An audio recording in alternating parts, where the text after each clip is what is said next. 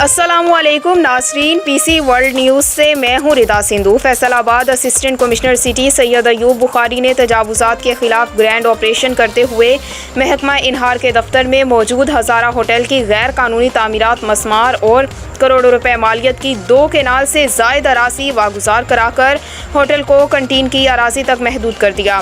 تجاوزات کے خلاف آپریشن میں بھاری مشین بھی استعمال کی گئی۔ سٹی رپورٹر عبدالحماد کی تفصیلات کے مطابق اسسٹنٹ کمشنر سٹی نے بتایا کہ ہزارہ ہوٹل محکمہ انہار کی سرکاری اراضی پر قائم تھا، جہاں عرصہ دراز سے کاروبار جاری اور ہوٹل انتظامیہ کی طرف سے کمرشلائزیشن فیس بھی جمع نہ کرائی گئی، جس سے سرکاری خزانے کو بھاری نقصان ہو رہا تھا، جس پر کارروائی عمل میں لائی گئی۔